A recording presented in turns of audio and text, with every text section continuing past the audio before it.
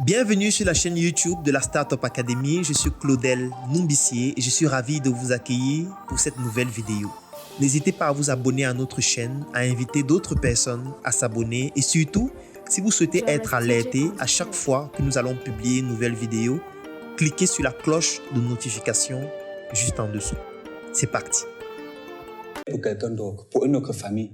Chaque famille avait son business. Là, je parle de l'ère agraire. L'ère agraire, la révolution agricole. Et qu'est-ce qui s'est donc passé par la suite? Il y a eu des industriels qui se sont rendus compte que bon, cette affaire-ci, avec le projet que j'ai envie de lancer, ma famille seule n'est pas assez suffisante pour piloter le projet comme je veux. Alors, pour pouvoir développer mon projet, il faut que j'aille au-delà de ma famille pour mener à bien ce projet. Et du coup, il fallait absolument combattre le roi, parce que le roi avait ses principes. Vous allez voir une marque comme Samsung, on vous dit que Samsung a toute une ville en Corée. On dit que non, voilà ta petite parcelle où tu vas travailler, mais dit que mais ça veut dire quoi? Donc c'est donc comme ça qu'ils ont combattu le roi et on a eu la première révolution industrielle, puis la deuxième, puis la troisième. Bon, certains auteurs partent jusqu'à dire qu'il y a une quatrième révolution, mais ce n'est pas certifié. C'est donc comme ça qu'on commence à parler de l'entrepreneuriat. Si tout le monde entreprend dans ce pays, il y a beaucoup de crises qu'on va éviter. Je dis bien beaucoup de crises. Regardez par exemple le journal d'Equinox. Il y a des personnes qui mettent des heures à commenter. Il dit que parfois, il a dit, j'éprouve du plaisir à lire les commentaires. Parce qu'il ne comprend pas. Comment quelqu'un peut avoir du temps au point où il commente. Vous faites ça comment? Comment on fait pour s'ennuyer? Je ne comprends pas. Il faut que vous m'expliquiez ça ici. On fait comment pour s'ennuyer? Quelqu'un vous dit que je m'ennuie. Je n'ai rien à faire. Gars, on fait un tour. Depuis là, je n'ai rien à faire. Je ne comprends pas. On fait comment pour s'ennuyer? Maintenant, nous allons parler de la feuille de route et les mentalités de l'entrepreneur. Ce qu'il faut comprendre ici, c'est qu'il existe 3 voies. Il y a la voie et il y a le crottoir. Ceux qui estiment que la vie est risquée, il faut y aller mollo. Il ne faut pas prendre les risques. Il y a la voie lente. Ceux qui estiment quand même que malgré les risques là, il faut qu'on booste un peu. Mais à un niveau là, ils mettent un peu les pieds sur le frein. Et il y a l'autoroute. Ceux qui estiment que malgré les dangers qui tournent autour là, on fonce. Parfois quand ils foncent, ils font l'accident, ils meurent. Mais même comme ça ne décourage pas les autres. Rassurez-vous, si nous sommes là, c'est pour voir comment ne pas mourir. La première, c'est le crottoir.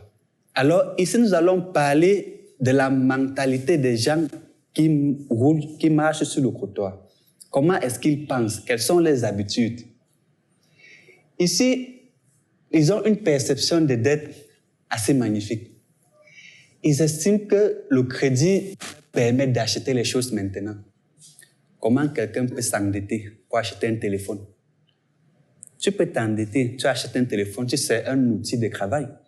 Mais quelqu'un s'endette pour acheter un téléphone pour être à la mode. Si on te tape par rapport à la dette, là, tu vas dire que tu t'endettais, pourquoi? Ceux du crottoir, c'est comme ça qu'ils réfléchissent. Donc, ils s'endettent pour se faire plaisir. Quelqu'un s'endette pour partir en boîte de nuit. Perception du temps. Le gars, il a tout son temps. Oui, il a tout son temps. Le matin, il sort au carrefour, il tape les commentaires. À 22 heures, quand il part déjà dormir, son ami monte, gars, ça a mordu, hein? On ne prend pas une. C'est comme ça que le gars part encore. Il boit.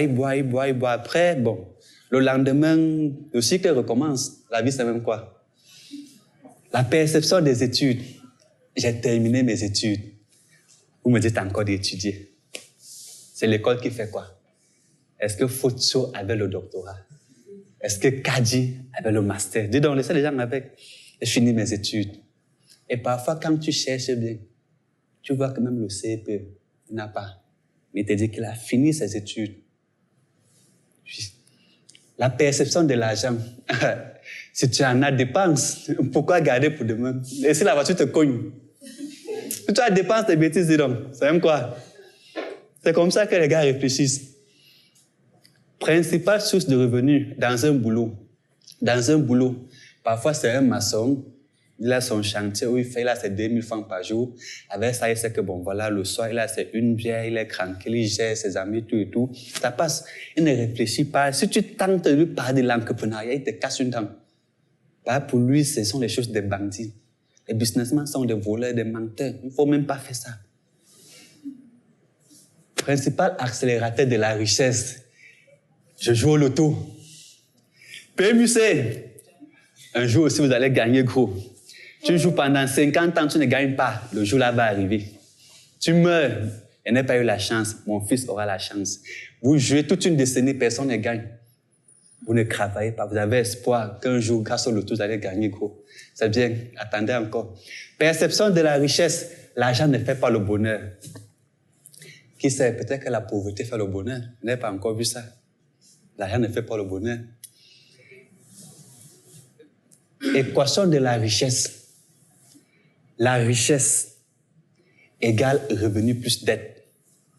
Oui. C'est-à-dire que lorsque le gars s'assoit, il fait ses prévisions, il sait que bon, à la fin du mois, j'ai souvent 32 750. Chez Moussa, le boutiquier, j'ai la possibilité de faire les dettes allant jusqu'à 15 000. Donc, lorsqu'il évalue sa richesse, il sait qu'il a 32 750 plus 15 000. C'est comme ça qu'il évalue. Il évalue. Donc, il compte sur le crédit qu'il va faire pour pouvoir s'en sortir. C'est sa part de richesse là-bas. La destination, j'ai vu au jour le jour. La vie, c'est même quoi? L'objectif, c'est de n'avoir aucun plan. Responsabilité et contrôle, ce n'est pas de ma faute. C'est de la faute du Ngomna. Le Ngomna doit partir. Le Ngomna a fait ci. Tel Kribé a colonisé le pays. C'est de la faute des autres. Perception de la vie. La vie est trop courte pour faire les prévisions au-delà de 30 jours. Vivons le présent. Et si demain? La voie lente. Ici, c'est la classe moyenne de ceux du Crotoy. Vous voyez un peu? Ils estiment que, bon, voilà, il faut prendre des dispositions pour aménager son futur. Même comme lorsqu'ils roulent quand même, le pied est toujours sur le frein. On ne sait jamais. Le pied est toujours sur le frein. Ils sont prudents. Alors, la perception des dettes, sur la voie lente, les occupants de cette voie pensent qu'on doit éviter les dettes, quitte à faire régulièrement les heures sup. Lorsque vous roulez parfois à 22 heures, à 21 heures, à 19 heures, vous allez voir certaines entreprises avec les lumières. On n'a pas oublié d'éteindre. Ce sont les chefs de service qui font les heures sup pour pouvoir avoir 50 000, 100 000 francs, 25 000 de supplémentaires sur les salaires. Perception du temps. J'ai plein de temps et je serais heureux d'échanger mon temps contre de l'argent. Voilà. Il n'a plus pratiquement de vie. Tout ce qu'il fait tourne autour de son travail. L'anniversaire des enfants n'est pas là. Tout et tout. Et comme ça, sur une longue durée. Perception des études. Les études sont importantes parce qu'elles me permettent de gagner un gros salaire. Oui. Donc, vous allez voir, lorsque j'étais par exemple à l'école de poste, il y avait des fonctionnaires qui venaient encore se former. Ils se forment justement parce qu'ils savent qu'avec leur nouveau diplôme, on va les reclasser et ils auront un salaire plus important. Pour eux, c'est ça la perception des études. La perception de l'argent. L'argent est une denrée rare, ce qui est faux. Je dois suffisamment économiser pour avoir une bonne retraite. S'il y a quelque chose d'abondant sur cette terre, c'est l'argent. Là, il faudra qu'on soit d'accord avec. Et dis bien, s'il y a quelque chose d'abondant sur cette terre, c'est l'argent. Il y a des personnes ici qui sont riches au point où, pour les punir, il faut leur demander combien ils ont concrètement dans leur compte bancaire. Parce qu'ils ne savent même pas le nombre de comptes bancaires qu'ils ont. Tellement ils ont d'argent. Et quelqu'un vous dit que l'argent est rare. L'argent n'est pas rare. L'argent est tellement abondant. Il faut savoir chercher et on va trouver. Et c'est que je ne suis pas mieux placé pour le dire. Mais c'est quand même qu'on va trouver. Il faut chercher. Principale source de revenus, mon travail est mon unique source de revenus. Lorsque vous parlez d'investissement, non, gars. Et mon petit boulot là, ça me gère, je gère comme ça là. L'investissement là, l'entrepreneuriat là, c'est pour vous là-bas. Principal accélérateur de la richesse, les intérêts issus de ces économies et le plan d'épargne retraite. C'est-à-dire, lorsqu'il travaille, il a son salaire, il fait les économies. Vous voyez un peu. Et il y a une partie qu'il verse à la CNPS. C'est sa façon de raisonner là-bas. Perception de la richesse, travailler, économiser et épargner. Il ne pensez pas qu'il faut investir pour que l'argent travaille à sa place. Parce que s'il y a quelque chose d'important qu'on doit retenir, c'est qu'on doit amasser suffisamment d'ambassadeurs pour qu'ils travaillent pour nous. Vous voyez un peu, cette armée-là, ici, là, ce n'est pas les personnes physiques. De chaque pièce de 100 francs, chaque billet de 5 000, de 10 000 francs qui traversent dans tes poches, qu'est-ce que tu fais de ces billets-là? C'est ces billets-là, ton ambassadeur, qui doit travailler pour toi. Il y a des personnes qui ont des revenus passifs, qui travaillent ou pas, l'argent entre. C'est parce que leur argent travaille pour eux. Et c'est vers cette destinée que nous devons tous tendre.